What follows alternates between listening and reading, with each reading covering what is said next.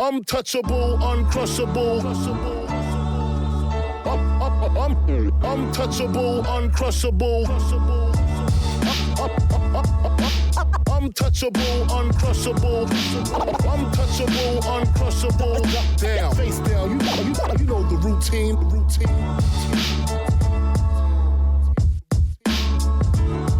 Hello, my name is Satie Gossett, and welcome to another episode of Pan and Zoom, where we talk to creatives about being creative.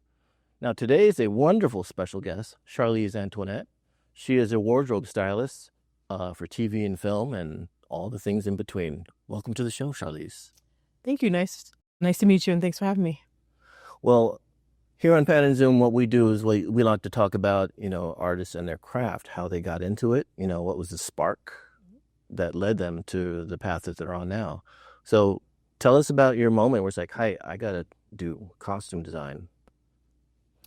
I think it was realizing that two things I really love, which were films and fashion, could converge into a career.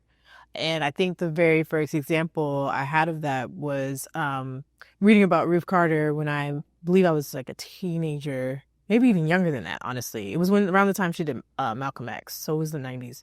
So reading about Ruth Carter, and she was like 27 years old when she did that film. And I didn't realize that was a career that Black people did, Black women did, and also for her to be so young, it was very aspirational and very cool. So when I learned about her, I was like, wow, this is something that is interesting to me, but it didn't feel attainable until I moved to New York. And when I moved to New York, there was a lot of projects filming. New York had a great tax incentive at that time. And so productions were booming in New York. And so there would be trucks on the street that said wardrobe on them. And it sparked an idea in my head. It was like, oh, I just need to get on one of these trucks so I can work on a film. And from there, I just annoyed people until someone gave me an internship. And where was that internship? So the first film I interned on was an independent film, actually. It was called Solitary Man, and it was starring Michael Douglas, Susan Sarandon, and Danny DeVito. The costume designers were Ellen Marajnik and Jenny Gehring. And so I was an unpaid intern. This is when you could still have unpaid interns. So I was an unpaid intern for them, and it was really cool. Because prior to that, I had been doing some styling work in New York as an assistant and also on my own. So it was cool just to learn the methodology of how you work on a film and apply a lot of those similar skills to working there. But if I didn't have that opportunity, I would never be able to break into film. Gotcha. Yeah. Can you describe that methodology? Because film is such a collaborative process. You have it starts with a script. The director has their vision. They bring in the actors.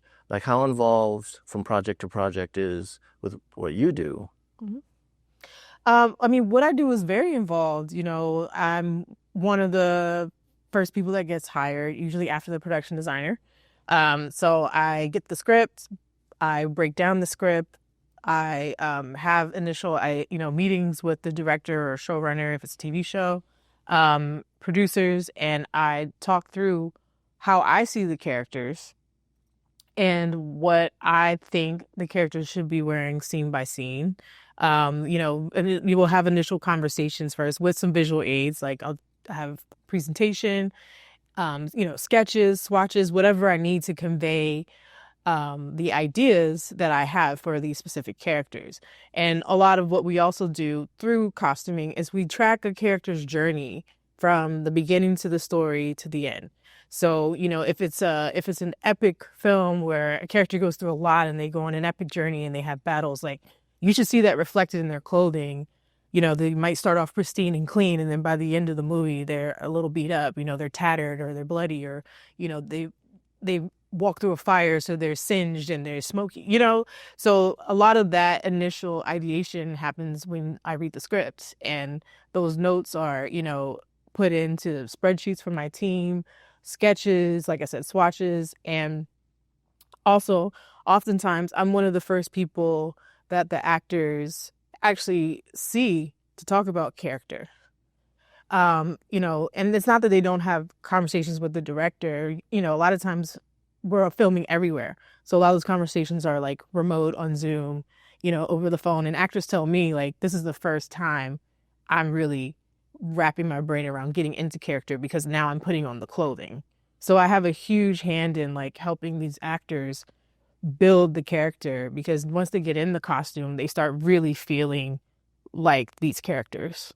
Yeah, because like you alluded to Ruth Carter and Malcolm X and some of those costumes, especially the red. Yeah.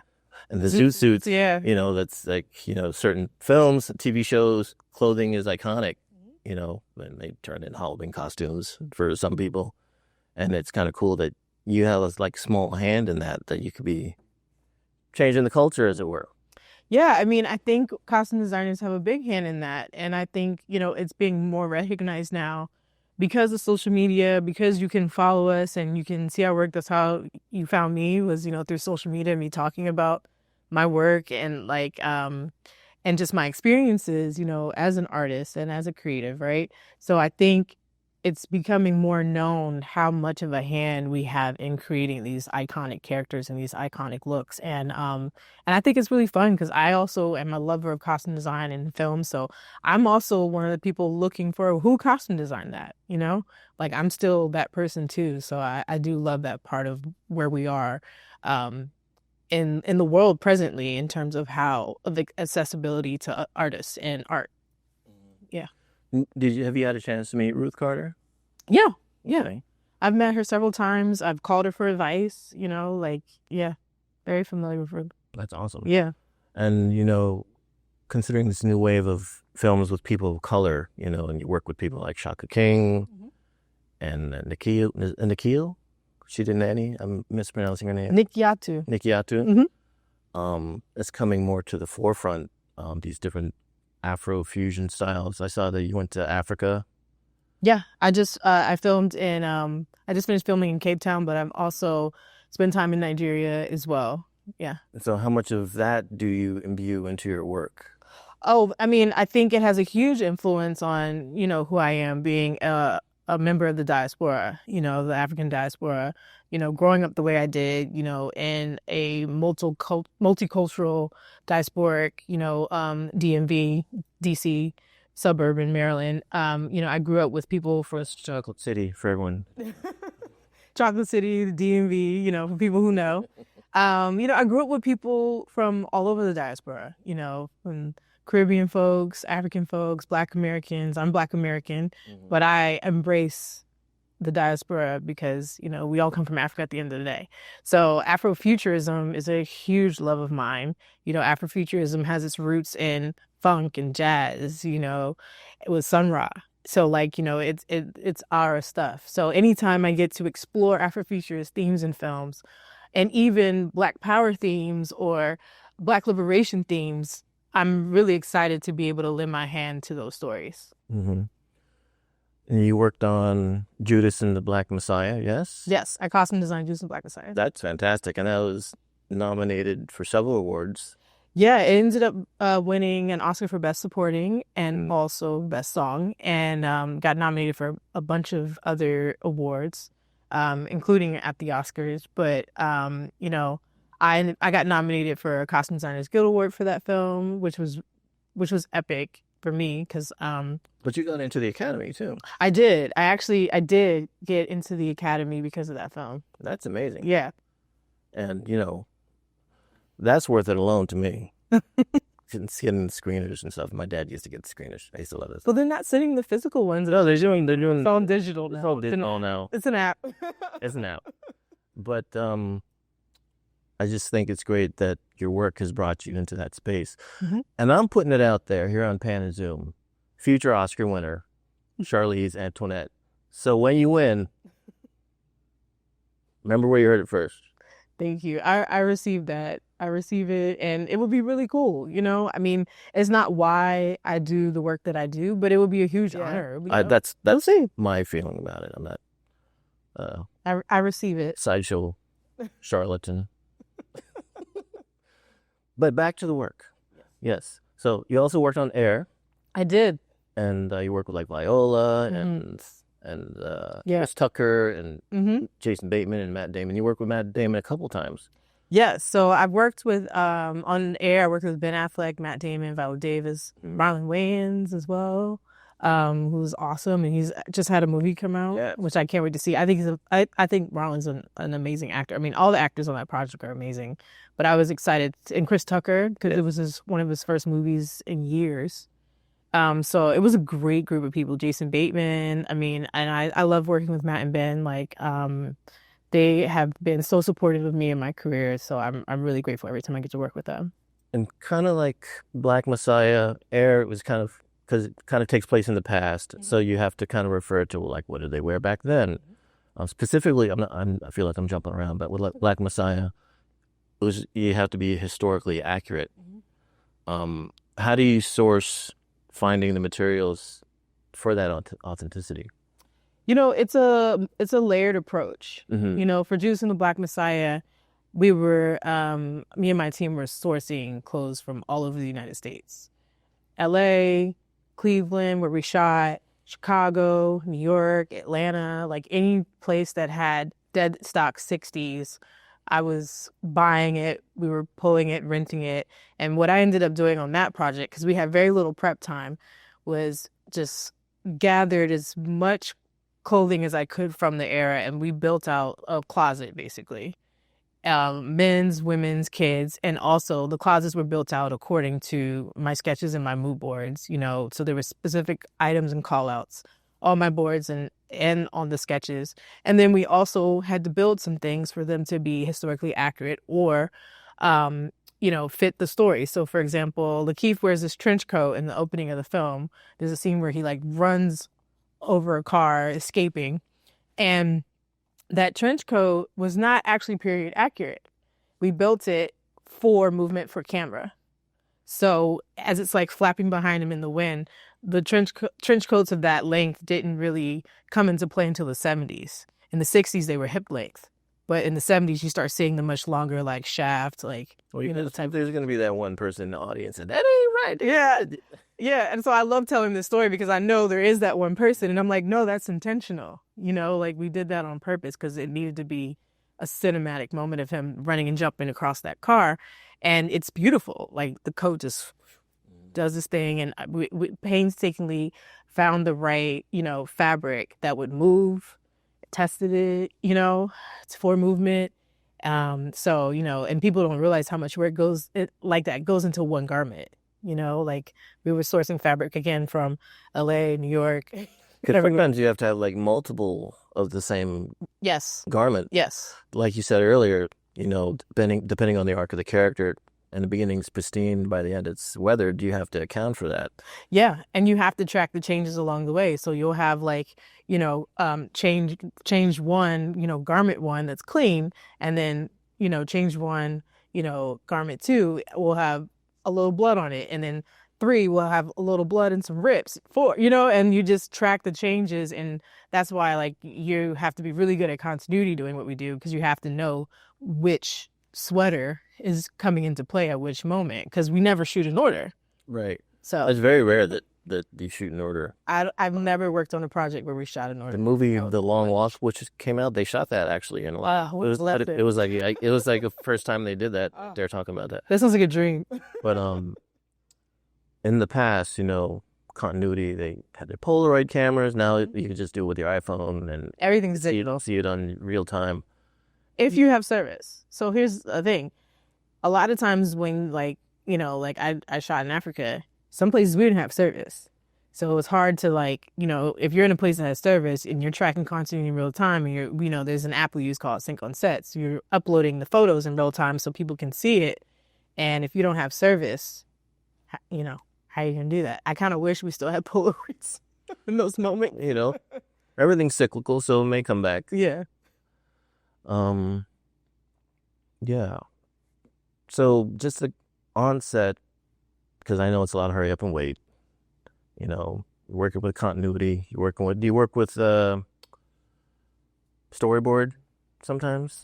No, I usually get the storyboards, and that helps to inform me about what the costume needs to do in a particular scene. Okay. So it'll help me with my design process, or it'll call some things out that I need to maybe modify about the design, but I'm not really involved in the actual storyboarding. I will sometimes provide sketches for, you know, boarding purposes if they want to, like, you know, drop people and environments or whatever, but I don't really have a hand in storyboarding at all. Okay. Yeah. This is a naive question, but when you're brought on, you're allocated a budget, right, to source everything? Yes. So I have a budget that I get for sourcing, designing materials. Usually get a separate labor budget. But, you know, at the end of the day, it's all counted as one budget. But they usually separate it for our purposes, so we have a clear bottom line of like what we can actually spend on producing the costumes. Yeah, I only ask because for the viewer at home, they ask, well, where do they get the money from? Yes. And so we are allocated a budget, and you are not ever supposed to go over that budget. Yeah, they can be sticklers. Just Oh yeah, especially the studios, like because it's unfortunate, but they don't really consider it a priority in certain cases for something that they'll go over for other things, right? But some things get left on the cutting board, unfortunately. Yeah. But as far as when you come into a project and you've worked with several directors, do you expect from a director? You know? That's a good question. I think when I come onto a project, I expect a director to at least have an initial meeting with me. So I can ask them all the questions about the script, especially if they wrote the script, just get really clear on their vision. Like, I just expect time initially with them. And that time is so important, because if I have that time, I can really get into their heads and understand like what the movie looks like, you know, from their point of view and in their head. Because a lot of what you're doing is trying to understand the movie the director is trying to make.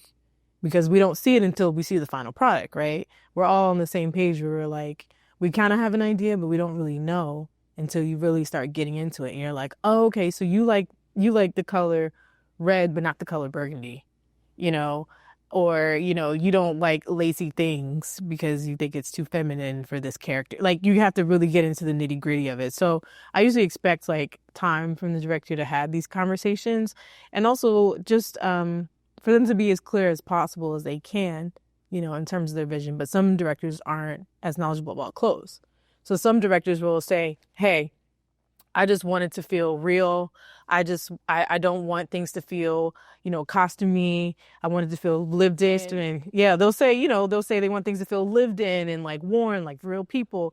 And then they'll say things like, but I don't really know clothes, so that's your thing, as long as it looks real. And I'm like, okay, cool. And then I kind of have free reign to do my thing, you know, just depending on what the color palettes are and what the production designers' limitations are in terms of environment and color. But yeah, like, it just depends on the director. Some directors are like super hands-on and want to be really involved in the creative process and really want to have their hands on all the fabrics and all the, you know, collaborate on sketches. Like, there's some directors that are really, really hands-on. So it just depends. Yeah, I mean, I know when we finish the show, we'll be able to splice in some of your work to kind of illustrate what you're talking about. Do you have a preference? It's like you run with it, we trust you, or I read that.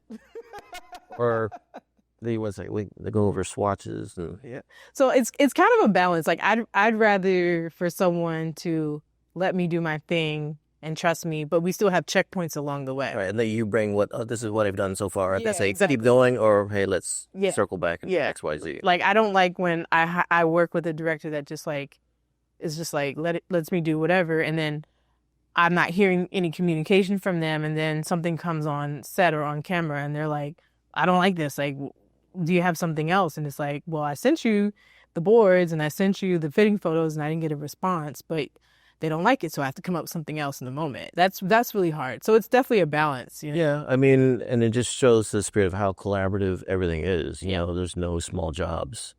No. And, you know, costumes is one of the more important jobs, but I don't think people realize it until it doesn't work. Yeah, exactly. Like, that's the thing that a lot of people say about costumes is like, it should never take you out of the story. You know, like, good costume design really enhances the characters, enhances the story, and it shouldn't take you out, you know, in terms of like things being ill-fitting or just being like, that's not 70s, like that's 80s or 90s, you know, like when that's, like you said, that's the only time people really will notice costume design if something is off or quote unquote bad. But as a costume designer, I know when those things happen, sometimes I can see why. I'm like, oh, that person didn't have enough resources or didn't have enough time, or maybe, the director wasn't clear with them, or they weren't able to come to a consensus on like who the character is. Sometimes, the actor will be like, I don't want to wear that. I want to wear this.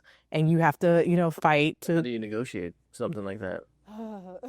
Is it a highway or my way or the highway type thing, or? I'm not really that person that's my way or the highway. I know people who are like that.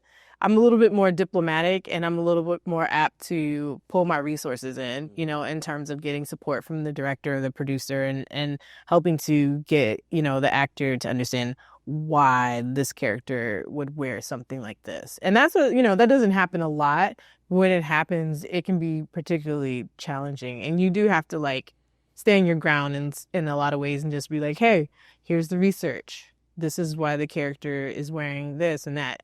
And it's never about like, and then there's sometimes it's discussions about character or about fit, and those are completely reasonable. If someone's like, yo, I just feel fat in this, or I don't like how this makes me look, it's like, okay, let's look into the tailoring. Let's fix that. Let's fix the tailoring, but let's keep it within the period or within the concept, like that's what the fitting process is for. But then there's sometimes where like, an actor's having a hard time finding the character, and, it can sometimes come out in the fitting room, and that's when it can be challenging. Yeah. I mean, the more they can own it, the more they'll relax into what they're supposed to do. Yeah. And, like with the makeup and wardrobe, that helps facilitate that. Vonda Morris was on the show, and she was talking about her process with Bass Reeves, and just all the way down to like finding the right mustache, and making it historically accurate. Yes.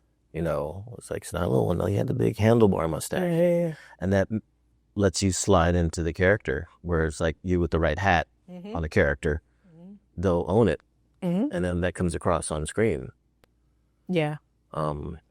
Definitely. I mean, I remember when I did my first fitting with LaKeith for Judas and the Black Messiah, when I started putting him in like these like, late 60s era like ribbed sweaters and, bell-bottom pants and like wide belts with these like, decorative buckles. He like started walking completely different. Yeah. In the fitting, he started like, the boots, you know what I mean? Like the like Beetle boots, like he started walking completely different, and it was really cool to see him transform, in the fitting. Yeah. I walk different when I get a new pair of pants from Old Navy, so I can't imagine if you dress me.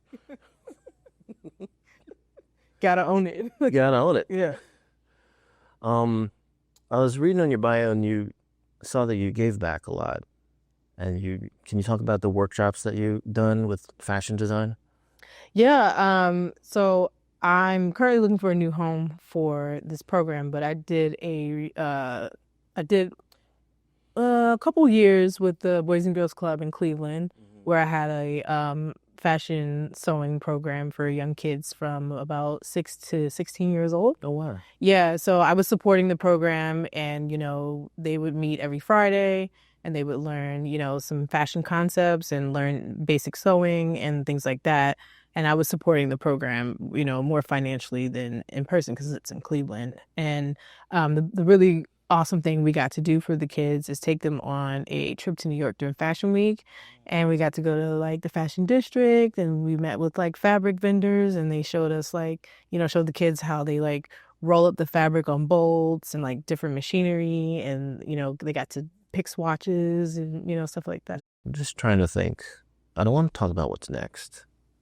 Too good. But how would you describe your style? We said, Charlese, what's your style? I wrote this down, and now I can't remember how I described it. No, because when she came here, she came in this wonderful ensemble with the ballet tutu, and she got the jewels and the hair and everything. This is like a whole visage. Thank you. This is a thing. I mean, Afrofuturism is definitely an influence for me. The 90s is a huge influence, especially Gianni Versace's 90s aesthetics are big for me. It was funny, I was getting dressed today, and Reg, who did my makeup, he was like, "You're giving Carrie from Sex and the City." So definitely New York is a huge influence on my style. You know, like anything from my childhood has been a huge influence on my style. And also just being culturally Black and, you know, growing up in church and just the ostentatiousness of going to church and dressing for church, you know, and the idea of dressing. It's a whole thing. It's a whole thing. So like that's a huge part of like my personal influences. I'm also like very inspired by Japanese fashion and Japanese culture. That's a huge inspiration for me. Have you been to Japan yet? Yes, I've been to Tokyo twice. Okay. Love Tokyo. My niece told me the other day she wants to move there, and I was like, let's go. Yeah. Let's go. I'm friends with one of the only African-American anime producers. Oh, dope. Yeah, I should connect you guys. I would love that. Yeah, I love anime. Yeah. Definitely a huge style influence as well, for sure. That's fantastic. Yeah. We're running short on time, but if there's any words that you would like to impart to any young Charleses out there watching YouTube and they want to learn about costume design, what would you tell them? Well, I would tell them it's okay to not have a traditional path. You know, I didn't have a traditional path. I didn't go to Yale, you know, for costume design. I didn't work my way up in the theater. I'm actually doing theater projects now. I'm now being called to do operas, which is really cool. Wow. Yeah. So I say it's okay to not have a traditional career. Just really have the skills and know what you're doing. Like know how to make a pattern, even if it's not something you do on a regular basis. Know how to draw, know how to sew, know how to communicate with a tailor or, you know, an assistant or anyone that you're working with, how you want this garment to be sewn, how you need it to be altered. Like having the practical knowledge of how to do your job is so important. It's so important. Like I would say start there, like really know what you're doing and when it comes to garment construction and conveying your ideas. Okay. I mean, and also be a nice person too. Goes a long way because relationships, it is a relationship driven business, whether we like it or not. Oh yeah. I mean, that's always at the forefront. It's like, you know, be a good person. You know, at every stage of my career, I've helped people. So don't ever feel like you can't reach back or help out, you know, people, help your peers. You know, they say like network horizontally and not vertically, you know, like that helped me and propelled me in my career a lot, is networking that way, making art with my friends. I would say make art with your friends, make movies with your friends, make shorts with your friends. And that's the tagline. I thank you for coming on to the show. It's been a wonderful education for me because that's the reason why I choose certain guests, because I want to learn more about what you do and how it contributes to the culture and to the art. So thank you so much. This has been a wonderful episode of Pan and Zoom. I'm your host, Satie Gossett. And until then, keep on filming. Untouchable, uncrushable. Untouchable, uncrushable. Untouchable, uncrushable.